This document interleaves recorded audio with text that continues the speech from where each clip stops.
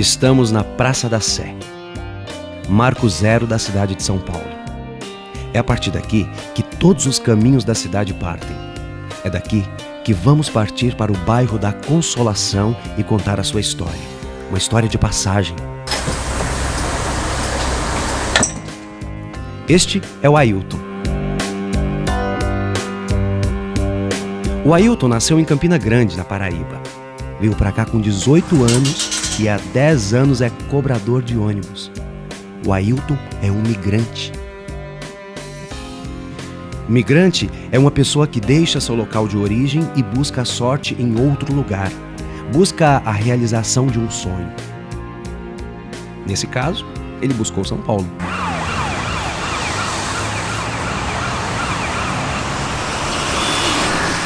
A maioria das pessoas que migram para São Paulo é nordestina.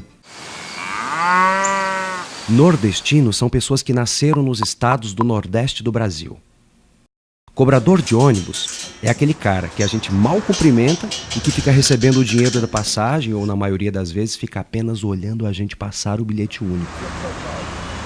O Ailton é um migrante e é nordestino.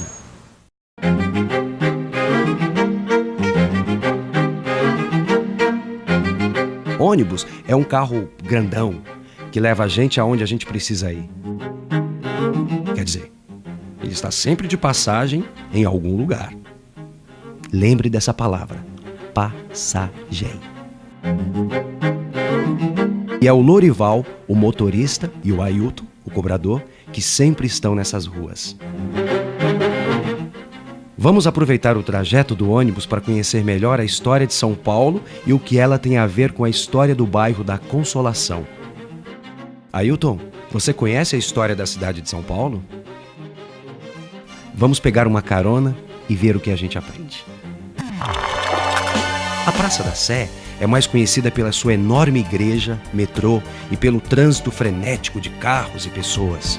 Seja dado a conhecer sobre os 4 cantos da terra. Ah, esse aqui é o pátio do colégio. A história da nossa cidade começa aqui.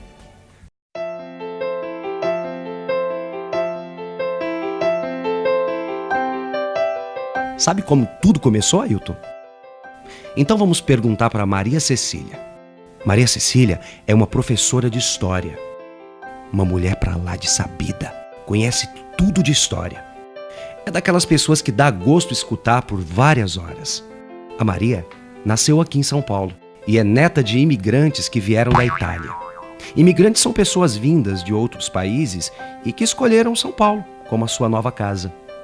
Maria, que colégio é esse? Bom, parte do colégio surgiu em função da fundação da cidade de São Paulo e do próprio colégio. O governo de Portugal tinha interesses em avançar pelo sertão afora devido às minas de prata na região do atual Peru, que seriam as minas de Potosí. E os padres jesuítas queriam exatamente catequizar os índios. Jesuítas? Jesuítas são padres? Isso mesmo. São padres que fazem parte de uma ordem religiosa chamada Companhia de Jesus. Eles são muito conhecidos como educadores e missionários. Missionário é uma pessoa que vai falar de Deus para quem nunca escutou falar dele. Esses jesuítas vieram de Portugal. Vieram do outro lado do Oceano Atlântico ajudar a ocupar o território que hoje em dia é o nosso país e falar de Deus para os índios que moravam por aqui. Vieram pelo mar em barcos chamados caravelas. Eles chegaram a São Paulo lá pelos lados de Santos e logo quiseram subir a serra. Chegaram aqui em cima e, curiosos, ver o que tinha. No tempo em que não existia ônibus, carro e muito menos aviões. Então, em 1554, eles subiram a serra do mar, né, de Paranapiacaba e escolheram o pátio, que era uma plataforma e com uma boa, vamos dizer, defesa, porque ele é mais alto, é numa colina e separado e é limitado pelos rios Tamanduateí e Anhangabaú. E era mais fácil descortinar em volta tudo que acontecia, por causa dos ataques dos índios. Então, esse pátio, com o tempo, ele se transformou no coração da cidade, porque tudo de mais importante saiu de lá. Índio é o primeiro morador do Brasil, um cara que tinha direito a tudo e hoje não tem direito a quase nada. Desse encontro entre portugueses e índios, nasceu o povo da cidade de São Paulo. O pessoal começou a se casar, formar família, ter filhos e se espalhar pela cidade. Desde o início, a miscigenação foi uma marca forte da nossa cidade. Miscigenação é o cruzamento de raças. Eles foram caminhando em direção ao Vale do Anhangabaú, onde hoje em dia fica a Prefeitura de São Paulo. Aquele prédio alto, que se você olhar bem vai perceber que tem um jardim bem lá em cima. Naquela época, nem havia o viaduto do chá. O pessoal tinha que dar o maior rolê para chegar do outro lado, onde fica o Teatro Municipal. O viaduto do chá é uma ponte que liga a Praça do Patriarca à Praça Ramos. Em frente ao Teatro Municipal, foi a primeira ponte da cidade de São Paulo. Por que tem chá nesse nome? Dizem que já naquela época existiam camelôs vendendo chá por lá. A partir de São Paulo começaram a sair expedições para conhecer o que havia além do centro. Essas expedições ficaram conhecidas como bandeiras. Não, calma lá. Não é essa bandeira, não. Bandeiras são as expedições que os portugueses, com a ajuda dos índios, faziam para desbravar o interior do território paulista. E os homens que faziam parte das bandeiras chamavam-se bandeirantes.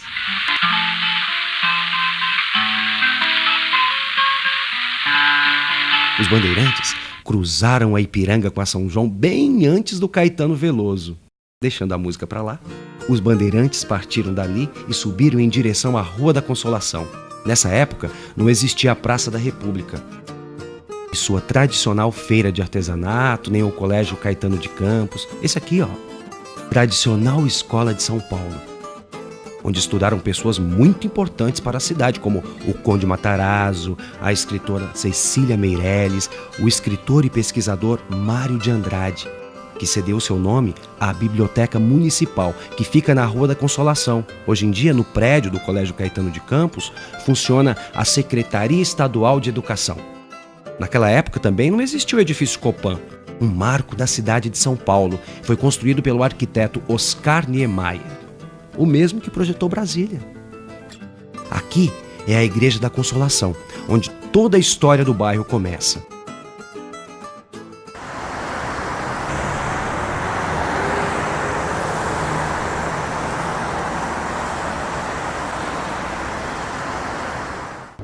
Meu nome é Tarsília, eu sou do interior, eu vim de São José do Rio Preto, sou filha de brasileiro e americana.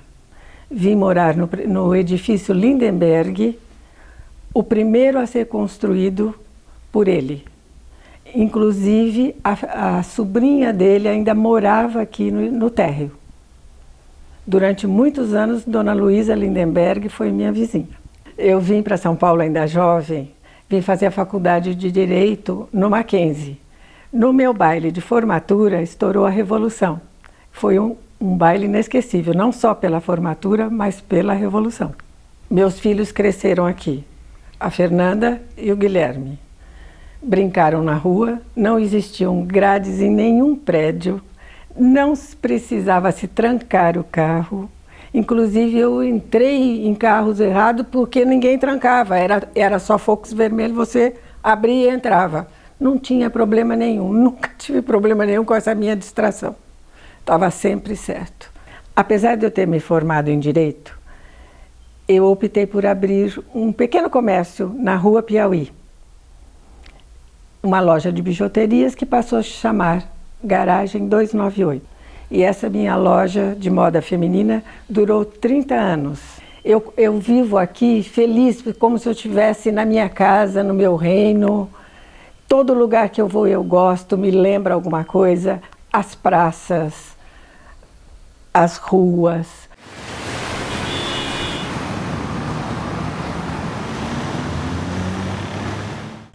Eu acho que o bairro da Consolação é um bairro invicto. A meu ver, tem uma cidadania formidável. O pessoal de lá, os moradores, porque a questão de uns 15, 20 anos atrás, essa mania de São Paulo tem de mudar nome. Então, ele desmorona todas as nossas raízes, toda a nossa história. E tentaram mudar o nome da Rua da Consolação, se não me engano, é o nome do poeta Carlos Drummond de Andrade, uma coisa assim, um desses poetas. O povo chegou lá, arrancou a placa e colocou uma bela de uma faixa. Esta é e será sempre a Rua da Consolação. A Rua da Consolação servia de passagem para quem ia para o interior paulista, entre eles os bandeirantes e os tropeiros. Tropeiros eram os carreteiros daquela época. Transportavam mercadorias no lombo das mulas, da capital para o interior e do interior para a capital. A população aumentou e o terreno das igrejas já eram pequenos para continuar enterrando os moradores. Era preciso construir um lugar específico, um cemitério. Cemitério é o lugar onde são enterrados os mortos. Na maioria dos casos, os cemitérios são lugares de prática religiosa. Eles escolheram um local bem distante para isso, a Rua da Consolação, um pouco acima do Mackenzie, para quem sobe em direção à Paulista. Essa mesma rua hoje serve de passagem para várias outras pessoas, entre elas a Laima Mesgraves. Laima nasceu em Nova Odessa e veio estudar em São Paulo. É porque as pessoas eram enterradas no passado dentro das igrejas. Desde o tempo da invasão dos bárbaros, ficou aquela ideia que o mundo de fora era um mundo de horror cheio de demônios. Então, durante 1000 e tantos anos, as pessoas foram enterradas dentro da igreja. A própria igreja queria já acabar com esse negócio, mas não conseguia, porque a obsessão das pessoas era enterrada na igreja. Aí, quando começaram a aparecer as grandes epidemias, porque houve ajuntamento de gente nas cidades, então apareceu a epidemia de cólera, de peste, de não sei mais o que, das mais variadas epidemias, não dava mais, não cabia na igreja, entende? Então surgiu a ideia de fazer cemitérios. Então foi quando houve a ordem, em 1848, para fazer o cemitério. A pessoa que doou o terreno para a construção do cemitério da Consolação foi a Marquesa de Santos, que morava num palacete ali perto. O bairro de Consolação estava nascendo naquela época. A partir da Igreja da Consolação, toda aquela área estava crescendo. E ela abriu mão desse patrimônio e deu para fazer um cemitério. E o curioso é que depois, quando ela foi enterrada, não é? Ainda não era moda de fazer esses túmulos suntuosos. Então, por qualquer razão, a família fez um túmulo simples para ela.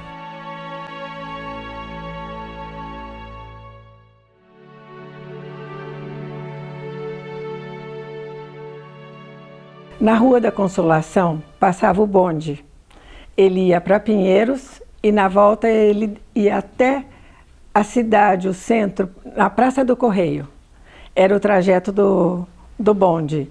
Ele passava pelo Cemitério da Consolação, que é o cemitério mais famoso de São Paulo, porque lá se encontram políticos, escritores, nobres. É um cemitério muito bonito, tem obras de artes quase em todos os túmulos. É muito bonito o cemitério. O Cemitério da Consolação é um museu a céu aberto. Lá existem obras importantes, de artistas importantes para pessoas importantes. Todas elas já passaram dessa para uma melhor, menos as obras. Lá repousaram inclusive muitas das famílias que ficaram ricas com o ouro negro, o café. Para trabalhar nas lavouras de café, os barões do café compraram escravos negros da mesma cor do café. Sim, o Brasil era um país independente, com um rei próprio e era escravocrata. Usava mão de obra escrava. Escravidão é a prática social em que um ser humano é o dono absoluto de outro ser humano. Um pouco antes da proclamação da República, o Brasil resolveu abolir a escravidão e, em seguida, abolir a monarquia. Os negros serviram de mão de obra para a lavoura, primeiro do açúcar, depois do café, mas como eles foram escasseando, e a partir de 1850 foi proibida a vinda de escravos, né? E então eles foi diminuindo e ao mesmo tempo a expansão da cafeicultura foi se alastrando, foi cada vez maior. E graças às terras roxas, que eram muito férteis para a cafeicultura, os fazendeiros de lá logo perceberam que eles não iam ter mão de obra se eles não começassem a importar, a incentivar a imigração e ter mão de obra assalariada, que foi aí que eles começaram a receber, principalmente a partir de 1877, começaram a chegar os imigrantes europeus em sua maioria. Uma boa parte de italianos, mas a maioria europeus, né?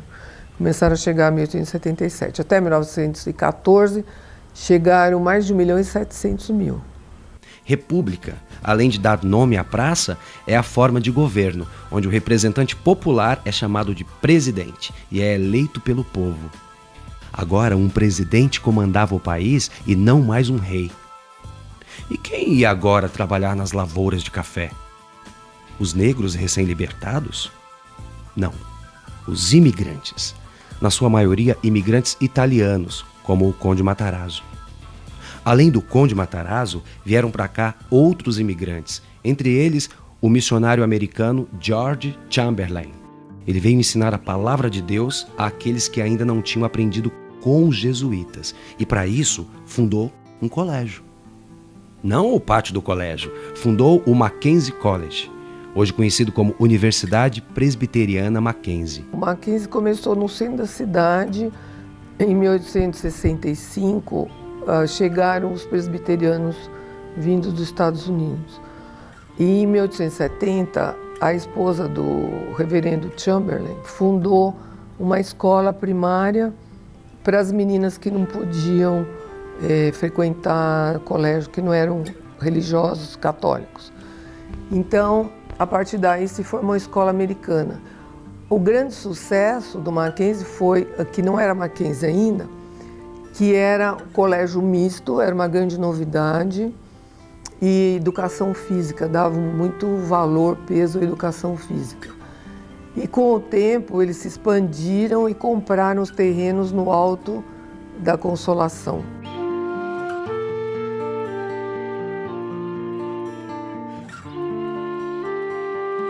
Mackenzie, onde Tatiana Belink estudou. A Tatiana é uma escritora de livros infantis. Nasceu em Riga, na Letônia, e veio para São Paulo com 10 anos de idade. Ainda criança, morou na Consolação e viveu por lá até a sua vida adulta. A Tatiana é uma imigrante.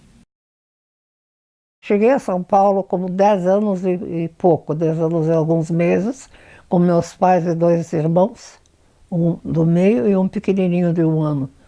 Ficamos lá, minha mãe trabalhando já como dentista, e em São Paulo, uma outra cidade completamente diferente do que eu conhecia, e com coisas que eu nunca tinha visto, como para começar os túneis, etc., para subir para São Paulo, né? Nós morávamos lá em Riga, no chão, à beira-mar, né? E aqui, 800 metros para cima, por um trem, por túneis, um trem que era puxado e empurrado, era um negócio muito impressionante. E a cidade, né? Que era outra novidade completamente diferente do que eu conhecia e diferente do que é agora, tão diferente como é possível ser. A elite paulistana, não querendo correr o risco de subir tão cedo para o cemitério da Consolação e de lá passar dessa para uma melhor, incentiva a construção do primeiro complexo de saúde pública da cidade, a belíssima Santa Casa de Misericórdia.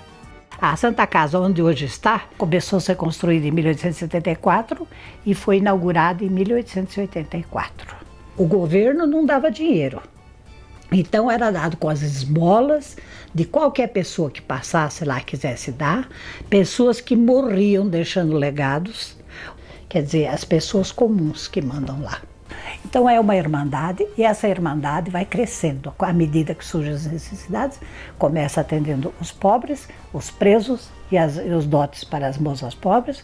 Depois torna-se um hospital.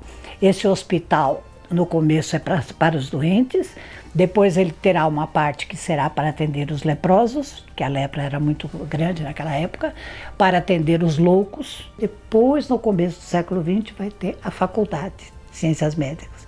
É a primeira faculdade de medicina aqui de São Paulo, de 1916.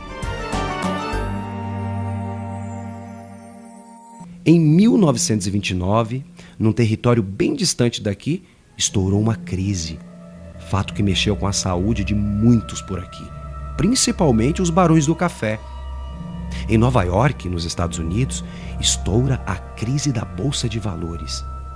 Crise é uma situação adversa que, na maioria das vezes, causa aflição. Bolsa de Valores é um local onde se vende ações de empresas, um local para se ganhar muito dinheiro. Mas em momentos de crise, perde-se muito. Essa crise faz o preço do ouro negro, o café, desabar. E os barões do café perderam a sua galinha dos ovos de ouro. Os barões agora são outros, os industriais. Entre eles, o Conde Matarazzo. Industrial é o dono de uma fábrica que transforma matéria-prima em produtos para serem comercializados. Os novos barões da indústria deixam Higienópolis para trás, passam pela Rua da Consolação e sobem em direção à Paulista, não mais montados em mulas ou de charretes puxadas a cavalo, mas dentro de automóveis. Esses sim, com vários cavalos de potência em seus motores.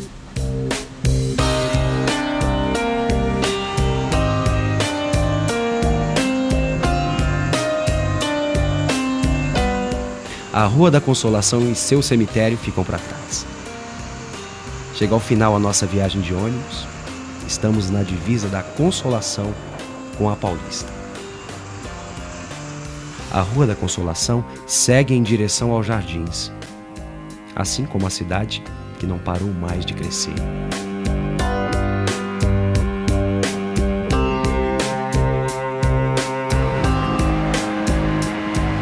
Aqui fica evidente a importância da Rua da Consolação como rota de passagem. O bairro serviu de rota para o nascimento e desenvolvimento dos bairros vizinhos e até para bairros mais distantes. Cumpriu e continua cumprindo a sua missão. É interessante perceber depois dessa viagem que o bairro da Consolação preservou os dois pilares fincados aqui pelos jesuítas, a fé e a educação. O bairro da Consolação retrata bem a vocação de São Paulo. É um lugar que acolheu a todos sem nenhum tipo de preconceito ou reservas. Acolheu índios, portugueses, imigrantes, migrantes, nordestinos, italianos, escravos, bandeirantes, tropeiros, jesuítas, padres, reverendos, motoristas de ônibus, cobradores.